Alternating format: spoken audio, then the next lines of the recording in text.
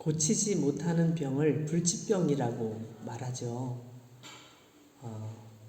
옛날에는 정말 못 고치는 병이라고, 그래서 죽을 수밖에 없다, 이 병에 걸리면 죽을 수밖에 없다 했던 병들도 요즘은 의술이 많이 좋아져서 병원에서 치료받는 경우들이 참 많이 있습니다.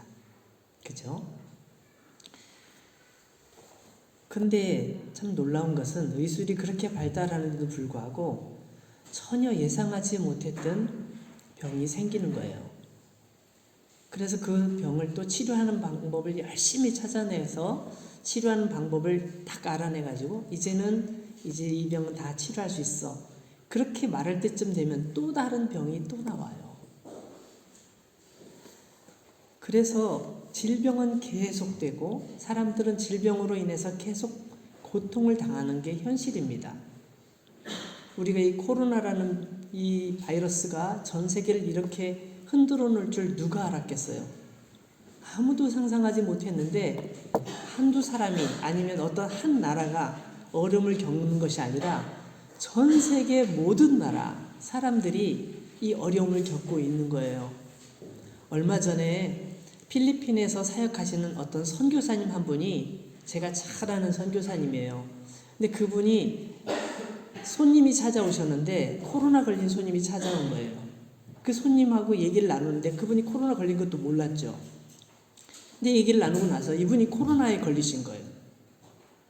그래서 아무리 필리핀에 치료를 해도 치료를 못 받고 결국은 헬기를 타고 한국까지 온 거예요. 한국 병원에서 치료를 받으셨는데 결국은 돌아가시고 말았어요. 많은 사람들이 이 새로운 질병으로 인해서 힘들어하고 고통당하고 또 돌아가시는 분도 계셔요. 여러분, 코로나 말고도 또 다른 질병들이 또 창궐하고 있다는 뉴스들이 또 나와요. 참 안타깝지만 인류 역사에서 이 병은 계속 떠나지 않고 사람을 괴롭히는 것 같아요. 이 병이 두려운 건 뭐냐면 병이 있은 다음에 그 병이 사망으로 이어진다는 거예요. 병을 고치지 못하면 죽게 되는 거죠. 그래서 우리가 성경을 보는 입장으로 생각해 보면 죄가 이 세상에 들어온 이후에 사람들은 여러 가지 고통스러운 일을 겪는데 그 중에 하나가 병인 거예요.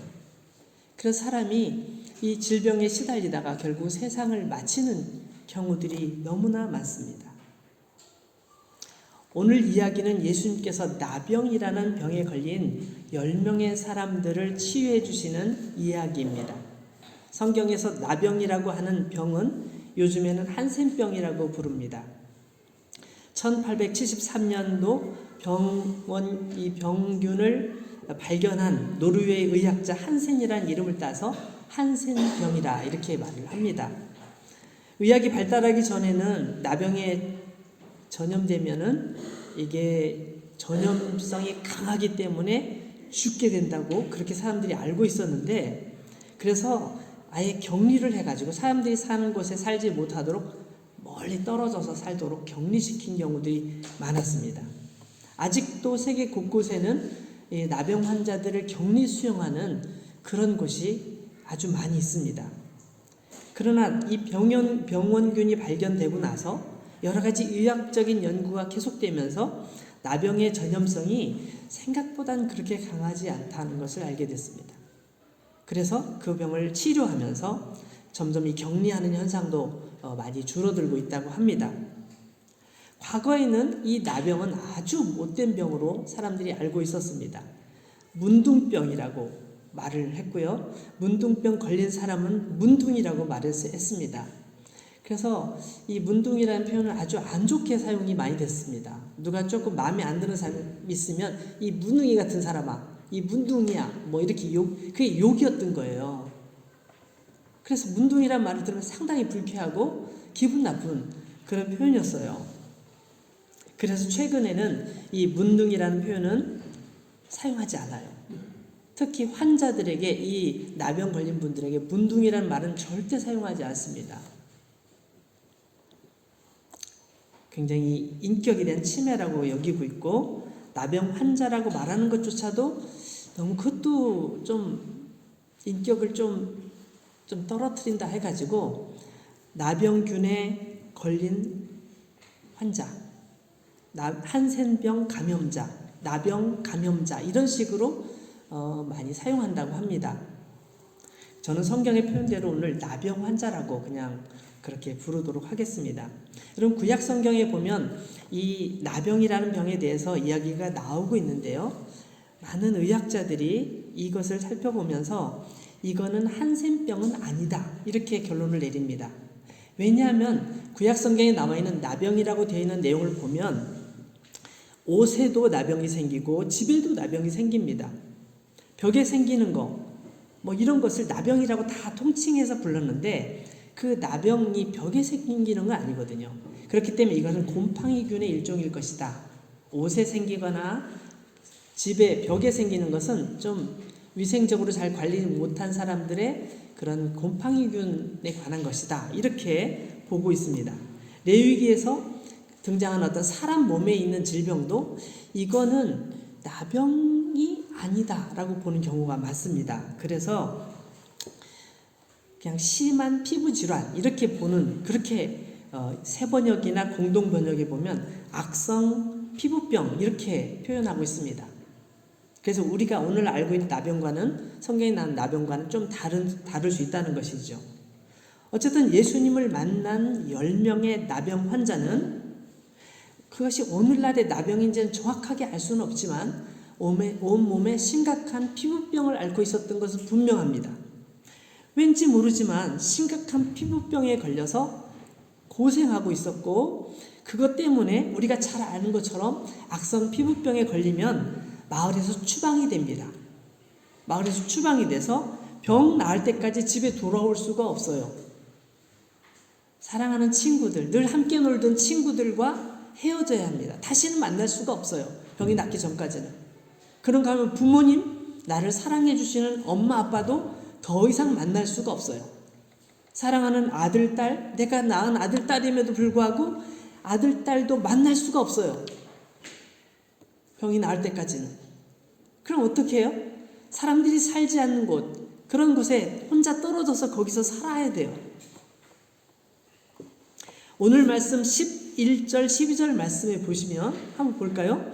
11절, 12절 말씀에 보면 예수님께서는 예루살렘으로 가시는 중에 사마리아와 갈릴리 사이로 지나가시다가 한 마을에 들어가셨는데 10명의 나병 환자를 거기서 만나셨다라고 나와 있어요.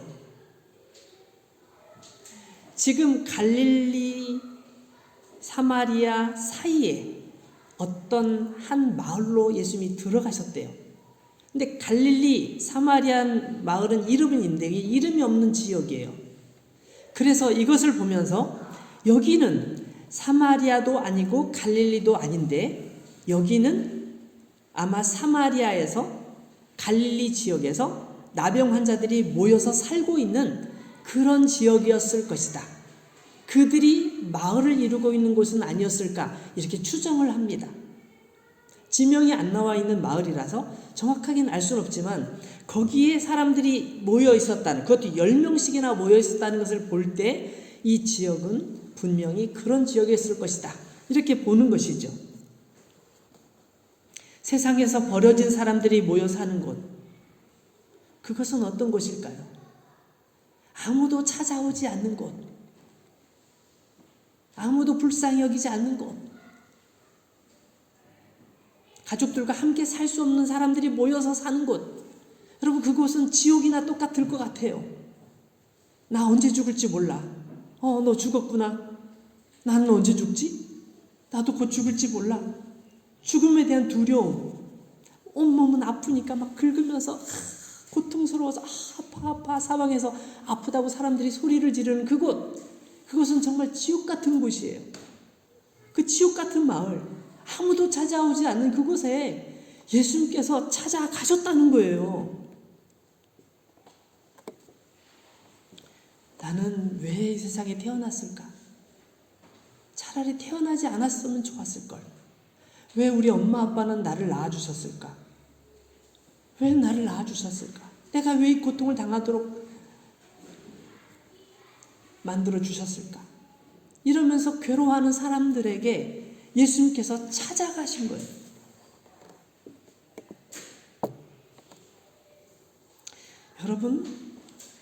여러분이 예수님에 대해서 오해하는 것 중에 하나가 우리가 예수님을 아무리 찾아도 안 만나 주신다고 생각하는 오해가 있어요.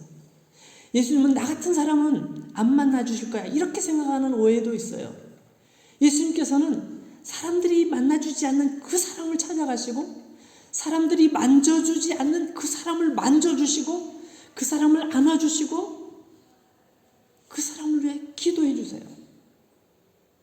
여기 있는 10명의 나병 환자들은 세상에서 버려진 사람들이었지만 예수님께서는 그들을 찾아가셔서 그들을 만나주시고 계신 거예요. 오늘 말씀을 한번 보세요. 그때 10명의 나병 환자가 밖에 나와 있다가 예수님과 딱 마주쳤습니다. 그들도 예수님이 어떤 분이신지 들었던 것 같아요. 그러니까 예수님 지나가시는 거 보면서 그냥 있을 수가 없는 거죠. 얼마나 능력이 있는 분이신지, 많은 병을 고치시는 분이라는 거 다 들었던 것 같아요. 그런데 문제는 예수님께 가까이 다가갈 수가 없어요. 예수님께 가까이 다가가고 싶지만 갈 수가 없어요. 금지되어 있기 때문에 가면 안 돼. 가고 싶지만 갈 수 없으니까 뭐라고 해요? 13절 소리를 높여 이르되 예수 선생님이여 우리를 불쌍히 여기소서.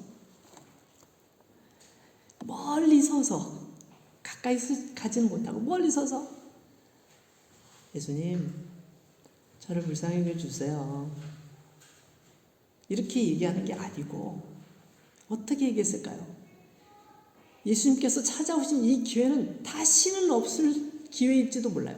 이것이 내 인생의 마지막일지도 모르는 그런 기회, 절박한 기회니까 아마 온 힘을 다해서 소리를 질렀을 것 같아요. 여기 13절에 소리를 높여 이르되라고 되어 있죠. 소리를 크게 지르면서 예수 선생님이여 우리를 불쌍히 여겨달라고, 무슨 얘기, 제발 저를 고쳐달라고 얘기하는 거죠. 이들은 자신의 삶이 얼마나 불쌍한 삶인지 압니다. 그들의 삶을 불쌍히 여겨 찾아와 주신 예수님께 우리를 불쌍히 여겨 달라고 간구하고 있는 것이죠. 앞으로 다시는 찾아오지 않을 수 있는 이 기회를 놓칠 수 없기 때문에, 이 단 한 번의 기회를 놓칠 수 없기 때문에 예수님께서 꼭 치료해 주시기를 간절히 구하는 것이죠. 여러분, 예수님께서 많은 병자들을 고쳐주셨는데 치료하신 모습들을 보면 굉장히 다양해요.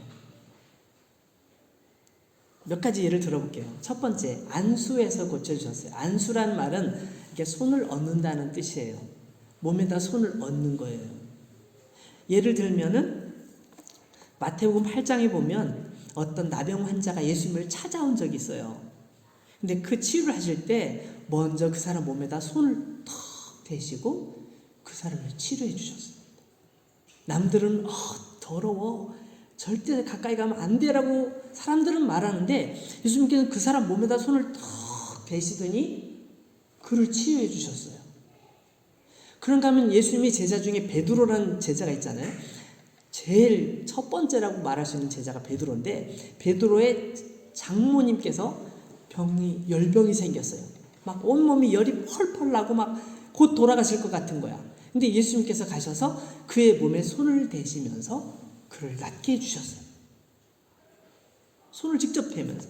그런가 하면 두 번째로는 말씀으로 선포하셔서 질병을 꾸짖거나 명령하셔서 치료하신 적도 있어요. 예를 들면 요한복음 11장에 죽은 지 4일이 된 나사로라는 사람이 무덤 속에 있었어요. 사람들이 막 냄새 나니까 그저 가기도 싫어해. 근데 예수님께서 그 무덤 문을 열어놓으라고 말씀하신 다음에 나사로야 나오너라 라고 소리를 지르셨어요.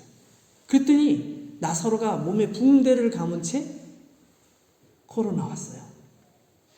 살아서 걸어 나온 거예요. 몸에서 냄새도 사라지고 몸이 정상으로 돌아왔어요. 그런가 하면 누가복음 7장에 보면 어떤 젊은 청년이 엄마에게 단 하나밖에 없는, 남편도 없는 엄마에게 단 하나밖에 없는 청년이 세상을 떠난 거예요. 그래서 장례를 치르느라고 장례식 그 무덤으로 쭉 가고 있는데 사람들이 막 몰려갈 거 아니에요? 근데 예수님께서 잠깐 멈추라고 말씀하신 다음에 청년이여 일어나라 라고 말씀하셨어요. 그랬더니 청년이 벌떡 일어나면서 그 즉시 살아난 거예요. 이렇게 명령을 통해서 이렇게 낫게 아니면 살아나게 하신 경우도 많이 있습니다.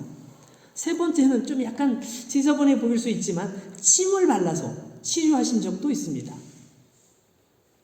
한번 어떤 사람이 귀도 안 들리고 귀가 안 들리니까 말도 제대로 못 하잖아요. 귀가 안 들리면 말도 잘 할 수가 없어요. 그죠? 근데 예수님께서 두 손가락을 귀에다 넣으시고 또 침을 발라서 그 사람 혀에 이렇게 대시면서 에바다, 이 말이 열려라 그런 뜻이에요. 열려라 그랬더니 말도 하고 듣기도 하고 하는 일이 벌어졌던 거예요. 또 어떤 사람은 눈이 안 보이는 그런 맹인이었는데 예수님께서 땅에다 침을 뱉하고 흙을 이겨가지고 그 사람 눈에다 이렇게 딱 발라주시고 그리고 나서 실로암 연못에 가서 씻어라 이렇게 말씀하셨는데 그 사람이 실로암 연못에 가서 씻는 동안에 눈이 다 보이게 됐어요. 그게 어떤 원리일까? 어떤 의학적인 원리가 있을까? 그게 무슨 예수님 침에 무슨 약이 있나? 우리가 그렇게 말할 수는 없지만 잘 모르지만 어쨌든 그런 식으로 치료하시기도 했습니다. 또 어떤 때는 예수님께서 그 병든 사람과 함께 있는 사람을 보시고 그 사람들의 믿음을 보시고 치유하신 적도 있어요. 마태복음 8장에 보면 한 백부장이 있었는데 백부장의 믿음을 보시고 자기 집에 있는 하인은 집에 있고 백부장만 혼자 예수님께 와서 저희 하인을 고쳐주세요.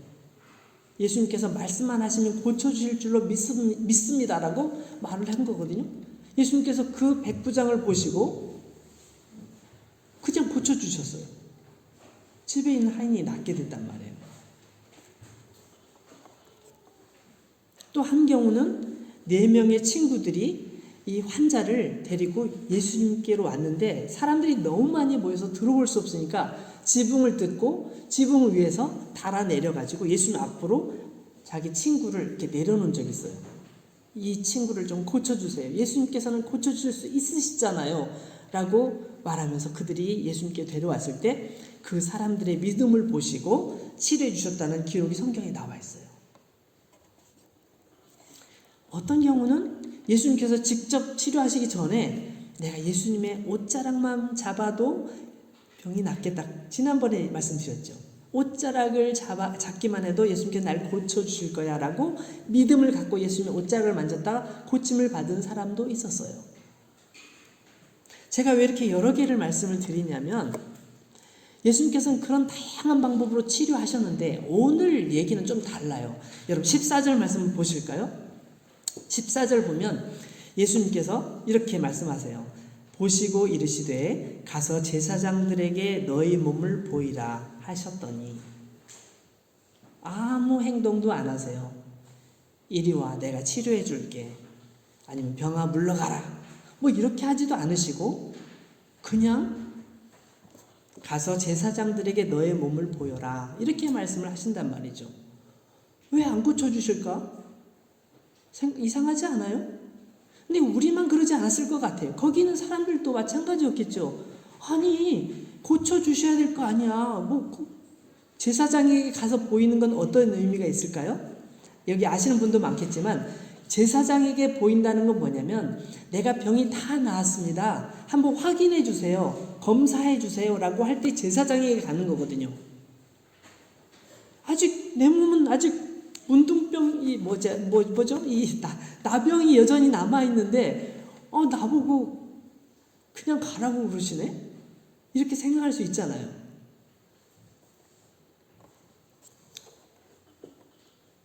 어쩌면 이건 제 상상이에요. 어쩌면 이들은 돌아가면서 난 집으로 갈 거야. 소용없네 정말 어이없다. 진짜 피부병 치료도 안 해주시고 치료할 줄도 모르시는 거 아니야? 뭐 그냥 검사 받으러 갈래? 뭐 이러면서 그냥 검사 받으러 가면 뭐해? 뭐 이러면서 그렇게 생각하면서 돌아가는 사람도 있지 않을까 이런 제가 생각을 해봤는데 그건 잘 모르겠어요. 어쨌든 10명의 사람들이 그 자리를 떠나서 예수님을 떠나서 막 가는 중에 내 몸이 나았어. 너도 나은 거야. 너 피부가 뽀송뽀송해졌어. 너 어떻게 된 거야? 서로 나은 것을 확인한 거예요. 모두가 10명이 서로 자신들의 병이 나았음을 깨닫게 됐어요. 서로의 얼굴을 만져보면서 서로 팔을 만져보면서 다리를 만져보면서 이제 나는 나병 환자가 아니야. 나는 다 나았어. 신이 난 거죠. 그때 누가 제일 먼저 생각났을까요? 빨리 집에 가야지. 우리 엄마 아빠한테 보여드려야지. 우리 아이들한테 내 모습을 보여줘야지. 내 친구들한테 보여줘야지. 그렇게 생각하는 사람들이 있었겠죠. 어떤 사람은 빨리 가서 내가 일을 다시 시작해야 돼. 이제 일을 할 수 있을 거야. 일을 하면 돈도 많이 벌고 우리 가족을 위해서 내가 일을 해야지. 이런 생각도 들었겠죠. 난 이제 뭘 좀 다시 시작해야 돼. 뭘 해야 되지? 막 고민하면서 달려간 사람도 있겠죠. 어쨌든 사람들이 10명이 다 제각 뿔뿔이 흩어졌나 봐요. 근데 그 중요한 게 그 다음이에요. 15절 말씀 보면 10명의 사람 중에 한 사람이 예수님께로 돌아와요. 그 한 사람의 모습을 한번 살펴보겠습니다. 성경에 뭐라고 했는지 15절 보세요. 그 중에 한 사람이 자기가 나은 것을 보고 큰 소리로 하나님께 영광을 돌리며 돌아와 예수의 발 아래 엎드려 감사하니 그는 사마리아 사람이라. 여러분 10명의 사람 중에 단 한 사람이 예수님께로 막 달려왔는데 그의 모습은 막 기쁨에 다른 사람들처럼 기쁨이 막 가득해요. 근데 그가 하는 것은 뭐냐면 큰 소리로 하나님께 영광을 돌렸다고 되어 있어요. 그리고 예수님의 발 앞에 엎드렸다고 되어 있어요. 여러분 이 엎드린다는 거는 이 서양 사람들은 엎드리지 않잖아요. 보통 동양 사람들 인사할 때 동양 사람들은 고개를 푹 수그려서 인사합니다. 그죠? 이렇게 예의 바르게 인사하는 건 고개를 숙여요. 근데 서양의 인사는 이렇게 악수를 하잖아요. 아니면 하이 이렇게 손을 흔들면서 살리 이렇게 인사하잖아요. 고개를 숙이는 것은 굉장히 굴욕적인 거라고 생각하는 그런 어떤 의미적인 게 있기 때문에 고개를 숙이기보다는 고개를 세우고 동등한 입장에서 악수를 하거나 손을 흔드는 정도로 인사를 많이 한단 말이에요. 근데 여기 있는 사람은 그럴 겨를이 없는 거예요. 예수님 앞에 탁 엎드려서 예수님 앞에 엎드려서 감사한다고 되어 있습니다. 이분의 감정을, 이분의 마음을 제가 저의 표현으로 써본다면 이렇게 제가 써봤어요. 나의 나된 것은 다 하나님의 은혜입니다. 하나님께서 나를 고쳐주셨습니다. 예수님께서 나를 고쳐주셨습니다. 조금 전에 예수님께서 말씀하신 그 말씀은 나를 고쳐주셨다는 그 의미였습니다. 내가 그것을 지금 알게 되었습니다. 그래서 나는 집으로 갈 수 없었고 나는 제사장에 가기 전에 먼저 예수님께 나와서 이 감사의 표현을 안 할 수가 없었습니다. 예수의 발 앞에 엎드려 감사하니 뭐라고 감사했다고는 안 나와 있잖아요. 근데 분명히 그는 예수님 감사합니다. 나를 고쳐주셨습니다. 하나님의 능력으로 나를 치료해 주셔서 감사합니다. 그런 말들을 많이 했겠죠. 여기는 그걸 적지 않았어요. 적지 않았어요. 나를 고쳐주신 예수님은 나를 절망의 지옥에서 구원하여 주신 나의 구원자이십니다. 나의 주님이십니다. 그렇게 분명히 그렇게 고백했을 거예요. 나의 인생을 새롭게 하신 분이시군요. 그렇게 고백했을 거예요. 그럼 16절 마지막 절을 보면 여기 한마디가 더 붙어 있는데 뭐라고 붙어 있어요? 그는 사마리아 사람이라. 여러분 이 표현이 굉장히 중요한 표현입니다. 왜 중요한 표현일까요? 좀 전에 예수님께서 사마리아와 갈릴리 사이로 지나가시다가 어떤 마을에 들어가셨다고 했잖아요. 이 갈릴리와 사마리아와 갈릴리는 원수지간이에요. 서로 얼굴도 보기 싫어하는 사람들이에요. 이 사마리아 사람이라고 말하면 그건 욕이에요. 너 사마리아 사람처럼 생겼네? 욕이에요. 치욕스러운 욕이에요. 아주 싫어했어요. 그만큼 사람들이 아주 싫어하는 사람이 사마리아 사람. 이 사람들은 천국도 못 갈 사람, 지옥에 가도 제일 낮은 지옥에 가겠지라고 생각하는 사람이 사마리아 사람이었단 말이죠. 근데 예수님께서 그 사람을 딱 보시면서 사마리아 사람인 걸 확인하시는 거죠. 보세요. 18절 말씀은 이렇게 나와 있어요. 18절. 이 이방인 외에는 하나님께 영광을 돌리러 온 자가 없느냐? 이 이방인, 예수님도 알고 계신 거죠. 이 사람은 유대인이 아니라 이방인인 걸 알고 계세요. 여러분, 이게 무슨 의미일까요?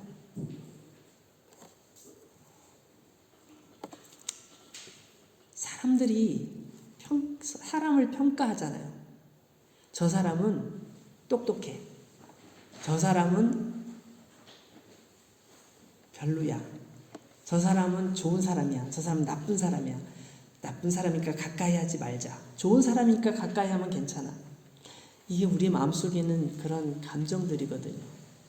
그래서 나쁜 사람으로 여기는 사람 가까이 못해요. 근데 예수님께서는 나쁜 사람, 좋은 사람 가리지를 않으세요. 하나님은 어떠실까요? 하나님도 마찬가지입니다. 마태복음 5장 45절 말씀에 보면 이런 말씀이 있어요. 하나님이 그 해를 악인과 선인에게 비추시며 비를 의로운 자와 불의한 자에게 내려주심이라. 하나님께서는 모두에게 공평하게 동등하게 대해주세요. 서로 사랑해주세요.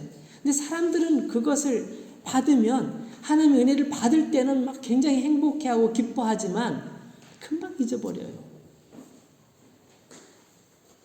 여러분, 유대인들은 자기들은 하나님의 큰 은혜를 받고 사랑을 받는 사람이라고 생각했지만 사마리아 사람들은 별로라고 생각했어요. 근데 그 사마리아 사람이 돌아온 거예요. 그리고 하나님께 영광을 돌리고 있어요. 하나님께 영광을 돌리고 있어요. 예수님께서 말씀하시죠. 17절 말씀을 보면 10사람이 다 깨끗함을 받지 아니하였느냐? 그 9은 어디 있니? 그 9은 어디 있니? 그 사람이 유대인이든 유대인이 아니든 관계없어요. 10명이었어요. 그 중에 단 한 사람이 돌아왔어요. 나머지 9명은 어디 간지 몰라요. 여러분, 이 10명 중에 9명이라는 게 굉장히 중요하거든요. 잘 생각해 보세요. 하나님, 저에게 하나님의 은혜가 필요해요. 저를 도와주세요. 저에게 이 어려운 상황을 이겨내게 해주세요. 10명이 열심히 기도했어요. 간절한 마음으로, 하나님, 나 이 문제 해결해 주시면 내가 정말 하나님을 잘 섬길게요. 내가 정말 주님을 떠나지 않을게요. 정말 믿음으로 살게요. 더 착하게 살게요. 이런 나쁜 짓 다시는 안 할게요. 막 기도했어요. 하나님께서 10명에게 다 문제를 해결해 주셨어요. 그런데 안타깝게도 그 10명 중에 대부분 9명 정도는 그게 해결되면 다 잊어버리는 거예요. 너무 바빠가지고 교회 못 가. 너무 급해서 교회 못 가. 너무 피곤해서 교회 못 가. 아니면 내가 하나님 잘 섬겨야 되긴 하는데 내가 지금 요즘은 너무 심란해. 너무 어려워. 온갖 핑계들이 생겨나는 거죠. 제가 언젠가 말씀드렸지만 어떤 굉장히 돈 많은 부자분이 계세요. 제가 그분 이름도 지금 잊어버렸고 그분의 그때 그 기억만 생각나는데 주일에 교회를 못 오셨어요. 그래서 왜 못 오셨냐고 그랬더니 집에 도둑이 들까봐, 우리 집 물건 훔쳐갈까봐 교회를 못 오셨대요. 제가 그 얘기를 듣고 가만히 생각해 봤어요.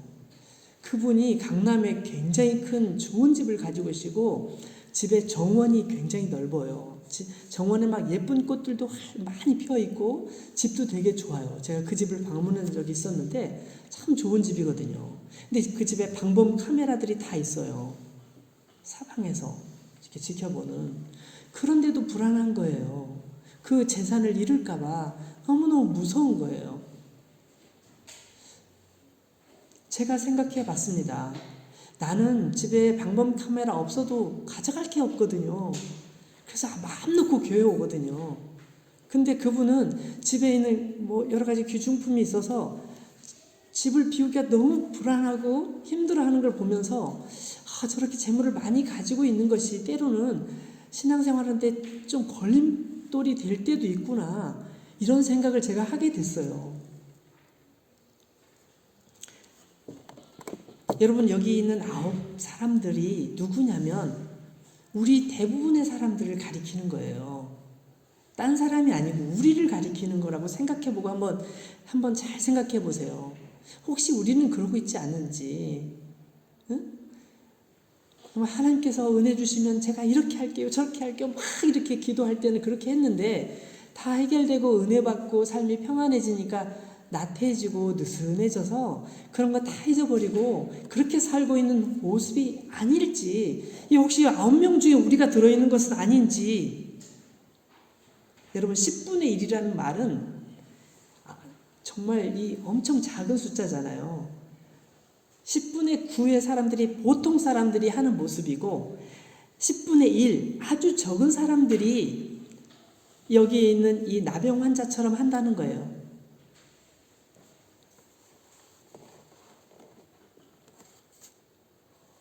여러분, 이 돌아온 나병 환자에게 예수님께서 특별히 하신 말씀이 하나가 있어요. 19절. 이 19절의 말씀에 나와 있는 이 말씀은 나머지 9명의 사람들은 듣지 못한 이야기예요. 이 사람만 들었던 얘기예요. 그죠? 잘 보세요. 그에게 이르시되 일어나 가라. 네 믿음이 너를 구원하였느니라 하시더라. 여러분, 이 구원이란 뭘까요? 예수님께서 말씀하신 구원이 뭘까요? 병에서 고침받은 것도 구원이라고 말할 수 있거든요. 그런데 여기서 말씀하시는 구원은 그게 아닙니다. 그렇게 말하면 나머지 9명도 구원을 받은 거예요. 근데 예수님께서 그 9명에게 그 말씀하지 않으셨어요. 이게 한 사람에게 가라, 네 믿음이 너를 구원했다고 말씀하셨어요. 이건 무슨 의미냐면 우리가 세상에서 누리는 많은 것 말고 하나님께서 특별히 주시는, 예수님께서 특별히 말씀하시는, 명령하시는 그 구원이 있다는 거예요. 뭘까요? 예수님께서 이 땅에 오셔서 사람 병자를 고쳐주실 때 꼭 하셨던 말씀이 구원에 관한 얘기였어요. 예수님께서 어려움을 겪고 있는 사람에게 말씀하실 때 구원에 대해서 말씀해 주셨어요. 이건 우리 몸이 고쳐지고 어떤 문제가 해결되는, 그래서 구원받는 그런 구원의 의미가 아니라, 땅에서 구원이 아니라 땅으로부터 하늘로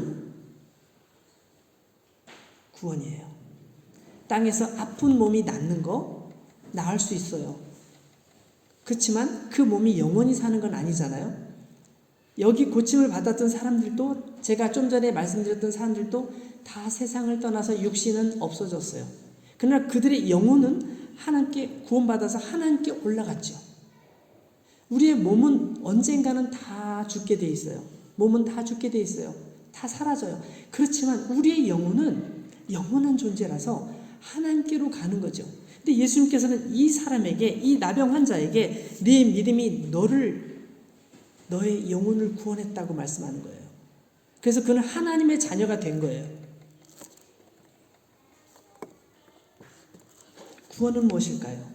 영원한 하나님의 자녀가 되는 것입니다. 이 땅에서 받는 축복과 비교할 수 없는 영원한 하늘의 그 축복을 받는 것입니다. 몸의 건강뿐만 아니라 영혼의 건강, 영혼의 축복을 누리는 것입니다. 이 땅에서 언젠가는 우리가 다 세상과 이별하고 사랑하는 사람들과 다 이별하겠지만 우리가 천국에서 하나님과 영원히 거하면서 그곳에서 영원한 삶을 누리는 그 구원을 말씀하고 있는 거예요. 이 사마리아 사람은 몸을 치료받았을 뿐만 아니라 그의 영혼까지도 구원을 받은 것이죠. 나병 환자가 받은 구원은 이 세상이 끝나도, 세상에서 생명이 끝나도 끝나지 않는 영원한 것이 잠시 세상에서 누리는 행복이 아니라 영원한 하나님 나라에까지 누리게 되는 영원한 복인 것이죠. 예수님께서 이 일을 위해서 오셨습니다. 이 일을 위해서 오셨습니다. 요한복음 10장 9절 말씀에 내가 문이니 누구든지 나로 말미암아 들어가면 구원을 받고 또는 들어가며 나오며 꼴을 얻으리라. 예수님께서 하신 말씀입니다. 사랑하는 여러분, 나병 환자의 구원을 바라보면서 여러분 무엇을 생각하십니까? 10명 중에 여러분 어느 쪽에 속해 있습니까? 9명 중에 있습니까? 아직도? 아니면 여러분은 그 한 명의 나병 환자 같은 그런 사람입니까? 우리 모두 구원받은 나병 환자처럼 우리의 삶 속에서도 풍성한 은혜를 누리고 또 영원한 구원의 자녀가 되는 축복을 누리시기를 축원합니다. 같이 기도하겠습니다.